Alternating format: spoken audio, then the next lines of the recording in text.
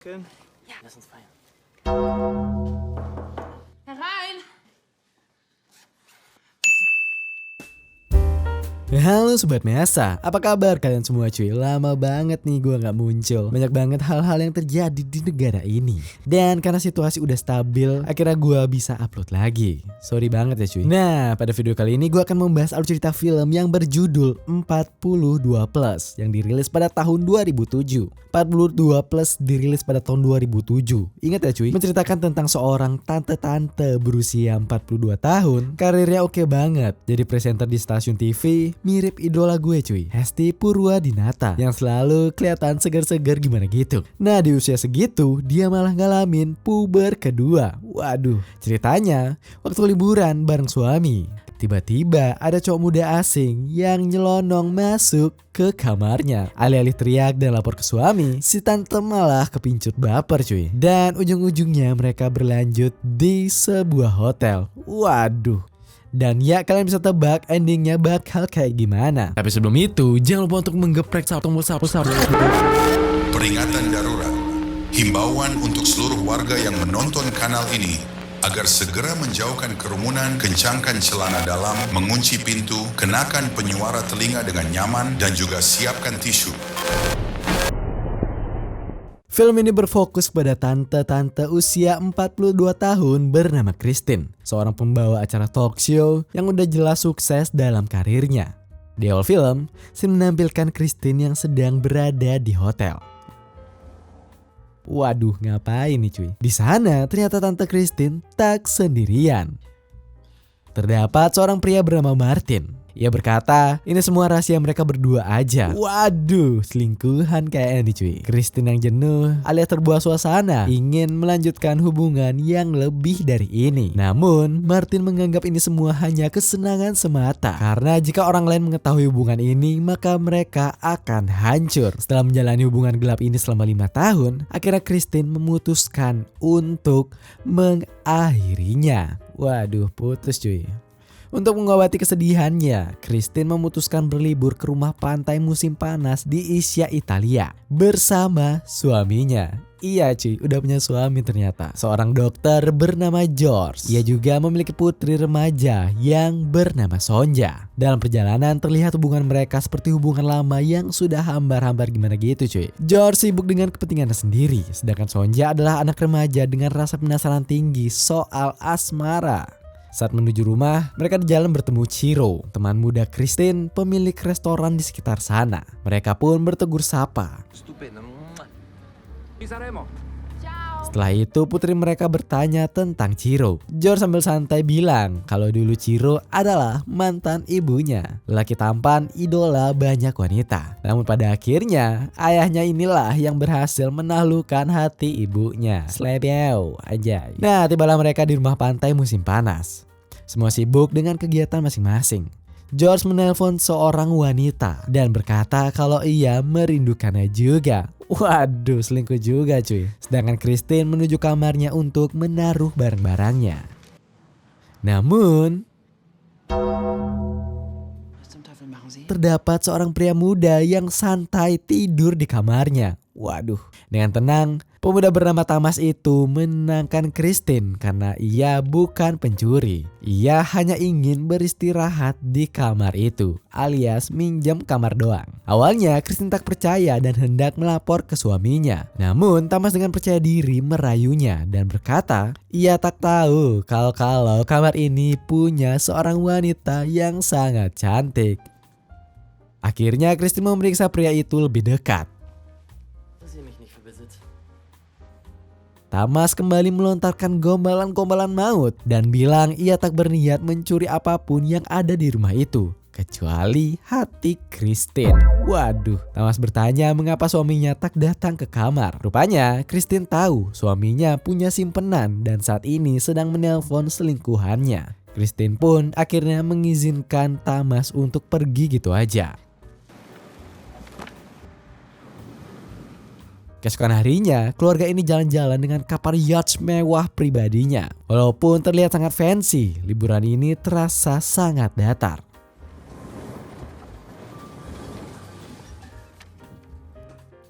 Sonja melihat anak seusianya di pinggiran pantai dan meminta izin kepada ayahnya untuk pergi mencari teman baru di sana. Awalnya ayahnya tak mengizinkan itu, namun ibunya mengingatkan bahwa ini adalah liburan dan putrinya bebas menentukan jalan ceritanya sendiri.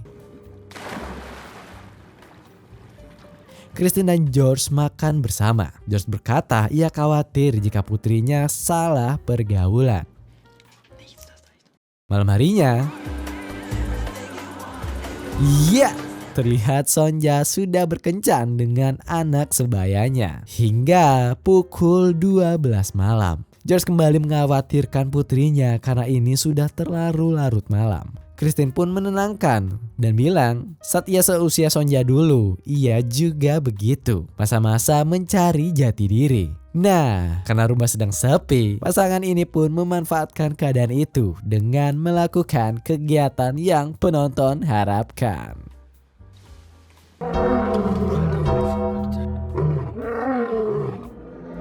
Usai itu, ketika George tertidur, Christine pergi sendiri berkelana ke kota. Di sana ia kembali bernostalgia melihat pemuda-pemudi yang sedang berpesta di mabuk asmara. Pemandangan itu membuatnya merindukan masa mudanya. Apalagi usia kini udah mau menginjak 42 tahun. Ia juga sempat melihat tamas bersama para wanita.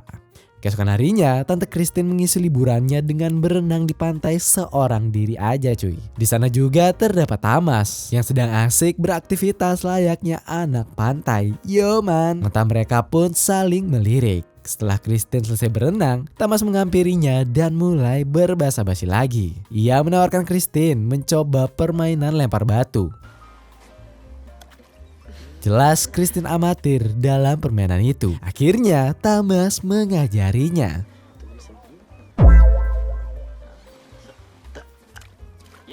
Suasana pun akhirnya cair. Di sini Christine pun mengira jika Tamas adalah seorang mahasiswa yang memakai uang pendidikan dari ayahnya untuk hidup bebas sebagai anak pantai. Ya mirip-mirip anak pang gitu cuy, cuma dia di pantai. Tamas balik bertanya pekerjaan suaminya. Christine menjawab suaminya adalah dokter, sementara ia adalah presenter TV talk show dengan gaji yang lebih besar dari suaminya. Tamas pun kembali memuji-muji kecantikan Christine. Dari kakinya, gerak tubuhnya, semua ia suka. Waduh, Tante Christine, oh Tante Christine. Namun si tante di sini jual mahal, perlahan meninggalkannya. Di rumah, Christine memberikan sepatu hak lamanya kepada putrinya. Ia berkata bahwa Sonja adalah gambarannya persis pada masa mudanya. Christine menasihati jika nanti Sonja punya pacar, rasa cintanya ke orang tua pasti akan terbagi. Jadi nikmatilah masa muda ini. Tapi Sonja membalas jika ia tak ingin tua seperti ibunya yang terlihat sudah tak mencintai ayahnya lagi. Waduh. Malam harinya, keluarga ini berkunjung ke restoran milik Chiro. Di sana juga ternyata ada Tamas yang diam-diam mengawasi Christine. Sonja pun lalu pamit dijemput dengan gebetannya dengan beat karbu cuy. Nggak bohong cuy. Christine dan Tamas mulai saling melirik. Christine kemudian memutuskan untuk pergi ke kamar mandi. Chiro sempat bertanya kepada George bagaimana hubungan rumah tangganya. George menegaskan bahwa masih harmonis. Namun Chiro yang fuckboy ini meragukan itu. Ucapan itu malah membuat George merenung. Sementara itu di toilet tiba-tiba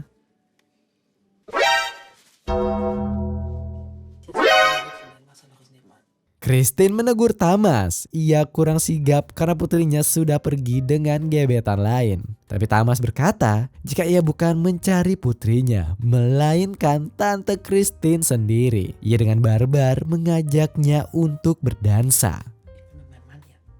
Tante Christine jelas menolak itu karena ada suaminya. Dan tiba-tiba Tamas nekat melakukan itu. Christine pun tegang menolak lalu berkata dengan cepat, Morgen Hotel Bellevue 16 Uhr, Zimmer 7. waduh.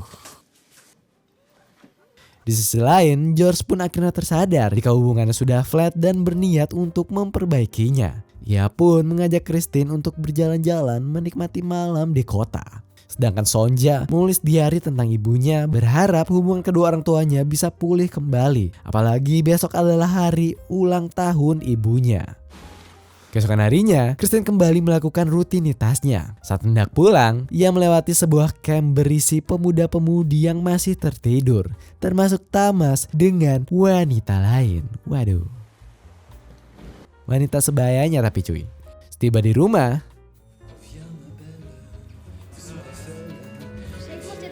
suami dan putrinya memberikan kejutan ulang tahun, meniup lilin bersama. Namun kejutannya tak berhenti sampai di situ aja, karena tiba-tiba, yap, itu Martin cuy, selingkuhannya Kristen di awal film. Waduh, kok bisa ya? Ternyata istri Martin adalah sahabat dekat George. George sengaja mengundang mereka untuk menginap, berharap liburan Kristen lebih berwarna. Waduh, berwarna katanya cuy. Untung aja George nggak tahu soal hubungan gelap istrinya dengan Martin ya cuy. Di lorong, Kristen dan Martin sempat berpapasan. Martin yang otaknya agak-agak geser ini mencoba untuk melecehkannya cuy. Namun, Kristen langsung menamparnya. Kehadiran Martin membuat Kristen tak nyaman. Di sore hari ketika semua sedang berjemur, ia pamit ke kota seorang diri. Di kota, Kristen pun check-in di sebuah hotel. Ia tak lupa memesan sebotol minuman haram juga cuy. Waduh. Kini adrenalinnya makin terpacu. Deg-degan, menegangkan sekaligus menyenangkan. Ia berdandan memakai parfum seperti ABG yang sedang dimabuk asmara. Tiba-tiba Thomas pun datang.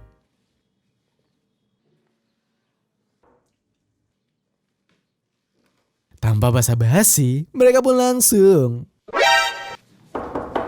Herein! Di saat bersamaan, pelayan hotel masuk membawa minuman haram. Waduh, kalau kalian jadi pelayan, kalian bakal gimana cuy? Komen di bawah cuy.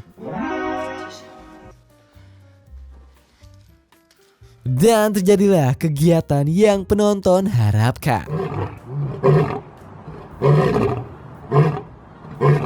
Setelah itu mereka pun menikmati sunset di pinggir pantai. Kristen menegaskan jika ia tak ingin ada perasaan di hubungan ini. Hubungan ini hanyalah untuk senang-senang semata. Kayak Martin dia cuy. Tapi Thomas terus melemparkan gombalan-gombalan mautnya. Mereka minum champagne hingga Kristen terlarut dalam pengaruh alkohol. Dan ia pun berjalan sempoyongan sendirian di tengah kota. Di saat itu juga, Sonja dan gebetannya melihat Kristen yang sedang mabuk.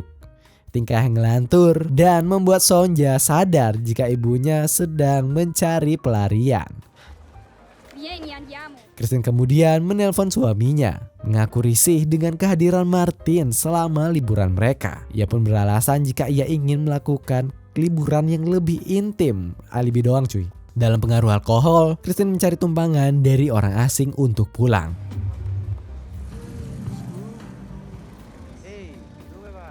Sampai di rumah, ia disambut oleh istri Martin. Wanita itu bilang jika George sangat khawatir. Kristen hanya menjawab jika tadi ia butuh waktu untuk sendiri.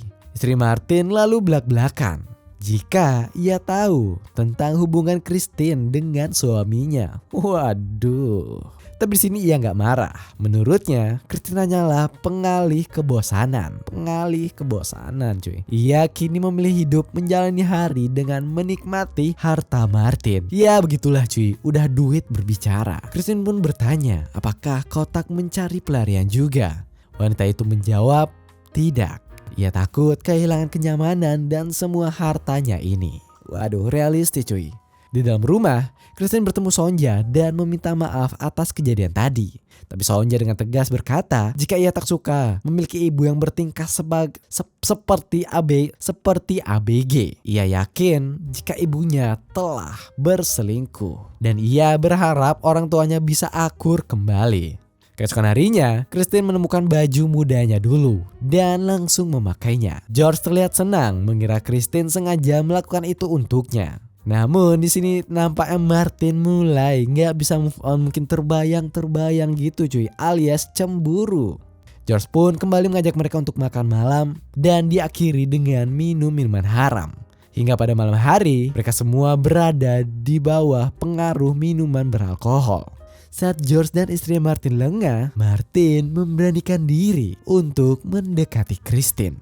Ausgehen sollen. Was mache ich? Kommt da irgendwas? Waduh, tangan Martin pun mulai berkelana kemana-mana. Christine awalnya dengan santai belak-belakan mengatakan kalau sebenarnya istrinya udah tahu tentang hubungan gelap mereka. Dan bahkan istrinya hanya menganggap Martin sebagai ATM berjalan cuy. Hal ini membuat Martin terkejut dan jadi kepikiran.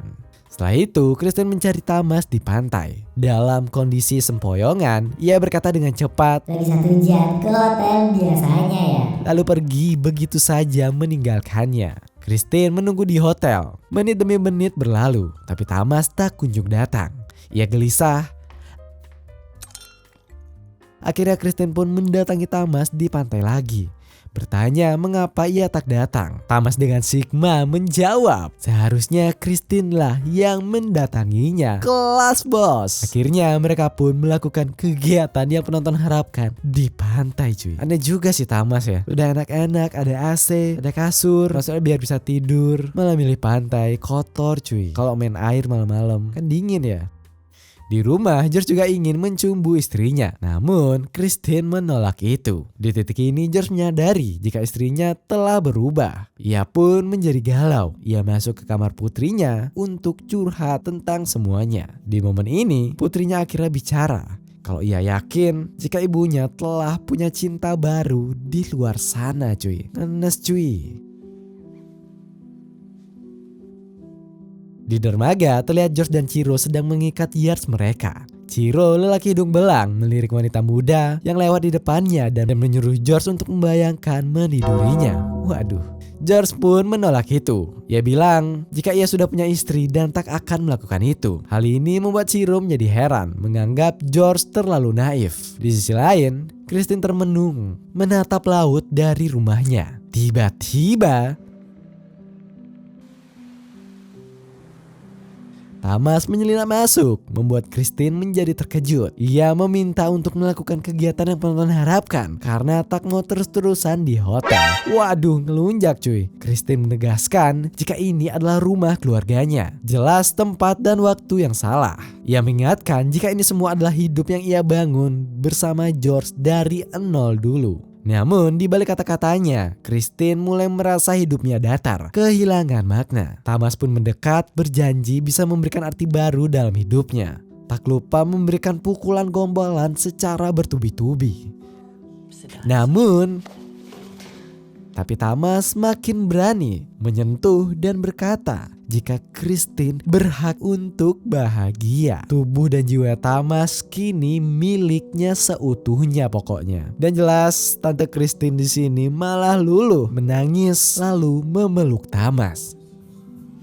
Untuk pertama kalinya mereka pun melakukan kegiatan yang penonton harapkan di kamar rumah itu. Waduh.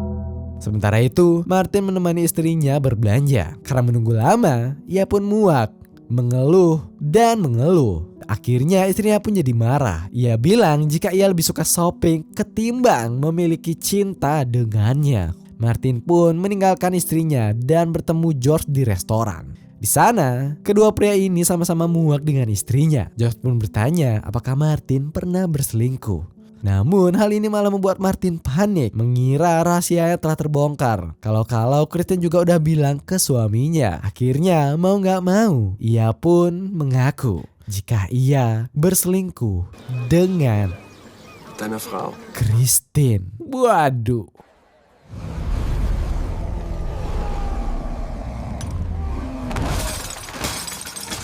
Namun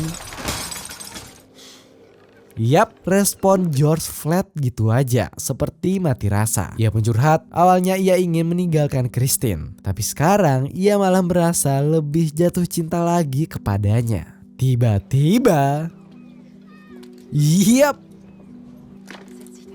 Christine datang bersama Tamas, membawanya ke hadapan dua pria tua ini. Yang lebih membenggongkannya lagi, jelas hati George hancur berkeping-keping. Ia pun langsung pergi. Martin terheran, menyebut kebenaran akan membunuh kita semua. Kristen lalu merayakannya dengan memesan minuman haram lagi. Ia pun menyuruh Thomas untuk membayar itu. Namun Thomas jelas tak punya uang. Waduh, hal ini pun membuat Kristen jadi mikir untuk kedua kalinya cuy. Ia pun akhirnya meninggalkan Thomas dan kembali ke rumahnya. Waduh, kenapa si tante ini cuy? Saat di rumah, keributan pun pecah cuy. George meluapkan kekecewaannya. Kristen jujur, ia mendapat sesuatu yang lebih dari Thomas yang ia tak pernah dapat dari George. George pun murka, merobek pakaian Kristen dan mengusirnya dalam keadaan, mohon maaf, telanjang dada.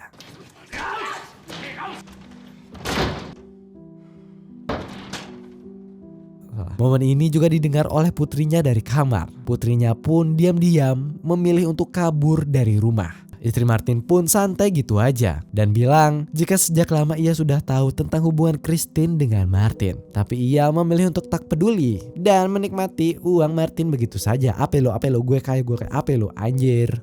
Sementara itu Sonja pergi dengan gebetannya menuju ke sebuah hotel cuy. Tempat yang juga sering dikunjungi Kristen dan Thomas. Waduh, karma Israel cuy. Ternyata hotel ini milik si Ciro. Ciro berkata jika Sonja sangat mirip percis dengan ibunya di masa muda. Waduh, ironisnya mereka pun check in di kamar yang sama yang dulu dipakai Kristen dan Thomas cuy. Kembali ke Kristen. Ia menghabiskan malam bersama Thomas dan pemuda-mudi lainnya. Hidup sebagai gelandangan. Saat hendak tidur, Kristen menatap sekeliling dan menyadari kenyataan pahit jika ia telah membuang semua yang ia bangun selama ini.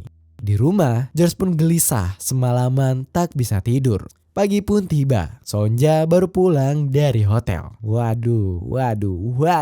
Ia bertanya kepada ayahnya mengapa ia mengusir ibunya. Hal itu tak akan membuat ibunya menjadi mencintainya lagi. George akhirnya menangis. Sonja pun menenangkannya dengan bernyanyi. Dan film pun berakhir. Sebenarnya masih panjang cuy. Cuma ceritanya mungkin agak jelimet cuy. Atau mungkin kalau kalian kepo, komen di bawah cuy. Gue harus lanjut atau enggak film ini cuy.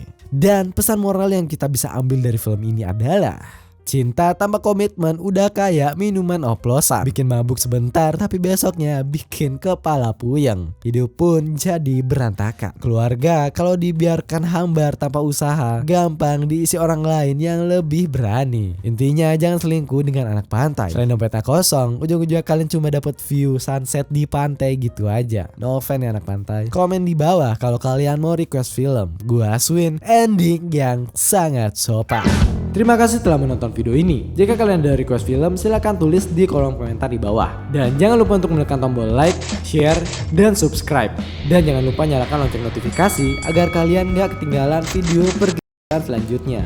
Salam masa mantap.